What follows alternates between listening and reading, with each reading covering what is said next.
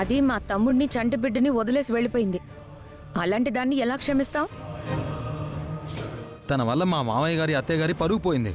ఈ ఇంటి గౌరవం మంట కలిసిపోయింది. అలాంటి దానికి ఇంట్లో స్థానమే లేదు.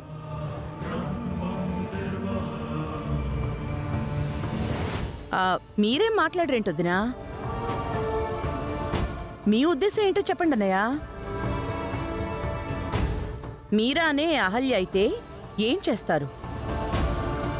తను ఎందుకలా నటించిందో కనుక్కుంటాం. తనకు అవసరం ఏంటి అని అడుగుతాం.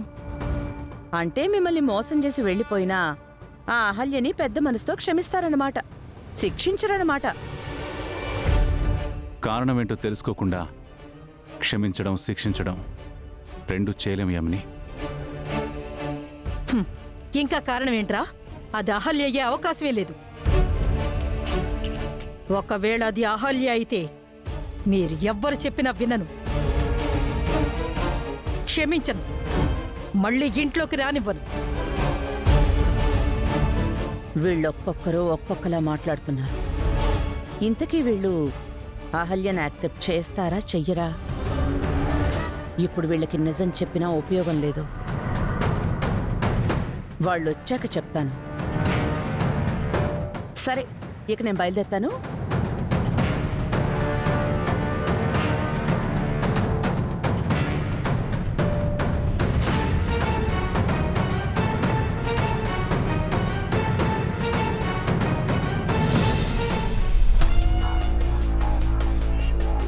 యామిని గారు,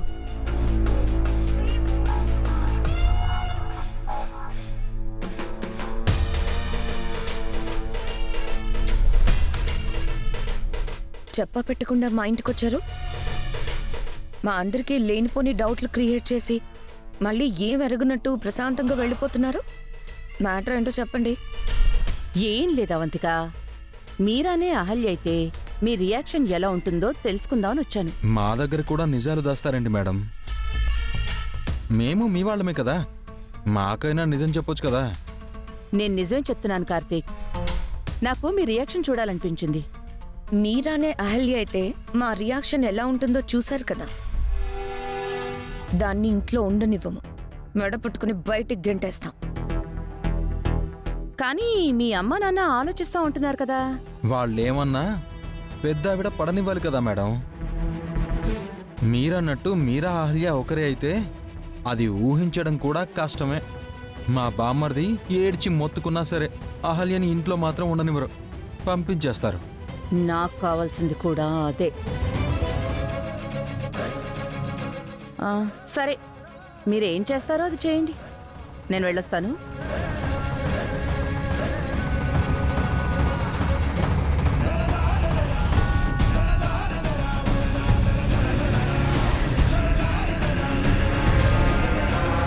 ఈవిడ ఊరికే వచ్చి వెళ్లే రకం కాదండి.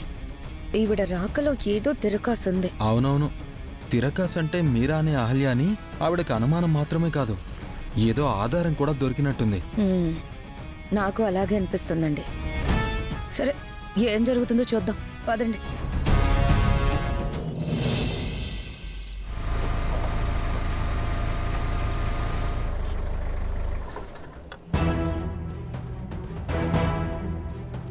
ఏంటి గౌతమ్, ఇక్కడ కారాపావేంటి? టైర్డ్గా ఉందా? నేను డ్రైవ్ చేయనా? అక్కర్లేదు, చీకటి పడింది కదా.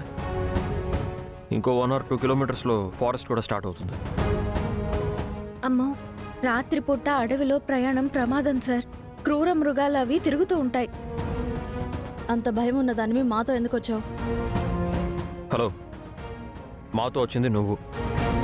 అడవిలో ప్రయాణం ప్రమాదం అనే నేను కూడా కారు ఆపాను. అంటే తెల్లారే వరకు కారులోనే ఉండాలా? అక్కర్లేదు, అక్కడేదో ఇల్లు కనిపిస్తుంది. ఈ నైట్కి మనకు అక్కడ షెల్టర్ ఇస్తారేమో, అడిగొస్తాను. ఆ ఇంట్లోనా? ఏదైనా హోటల్ దొరుకుతుందేమో చూద్దాం గౌతమ్. ఏ హోటల్ కావాలి? 3 star కావాలా, 5 star కావాలా?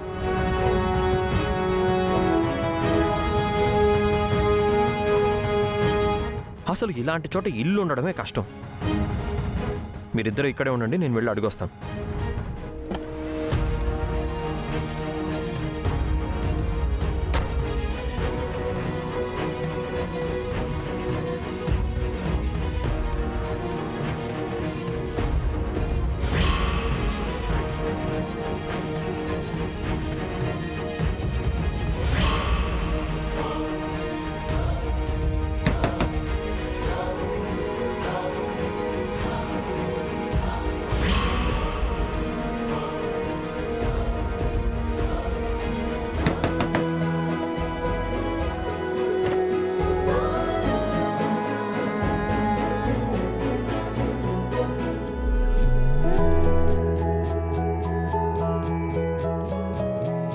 అరే గౌతమ్, శ్రీరామ్, అరే నువ్వు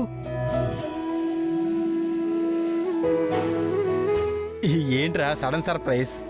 ఎన్నాళ్ళకి కలిసావురా? అవునరా, అనుకోకుండా కలిసాం. ఎలా ఉన్నారా? ఆ? ఆ మాట నేను అడగాలరా.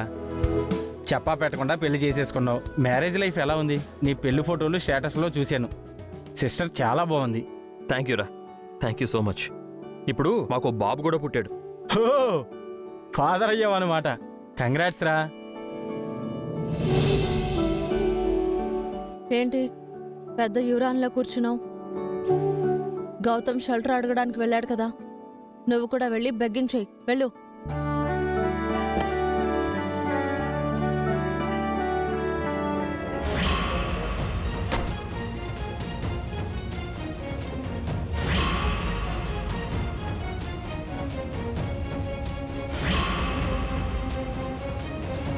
అవునరా, నువ్వు ఒక్కడవే వచ్చావేంటి?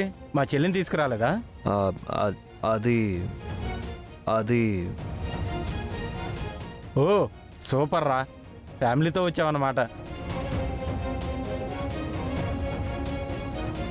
అక్కడే ఆగిపోయారేంటి సిస్టర్? రండి.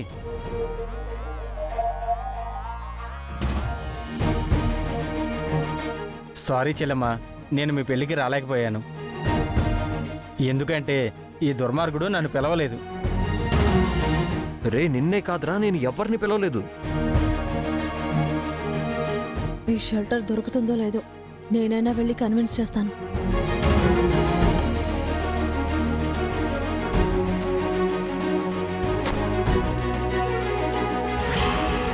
అనుకోకుండా పెళ్లి చేసుకున్నారు, అనుకోకుండా మా ఇంటికి వచ్చారు. ఇప్పుడైనా ఇల్లు వెతుక్కుంటూ వచ్చినందుకు థ్యాంక్స్ రా.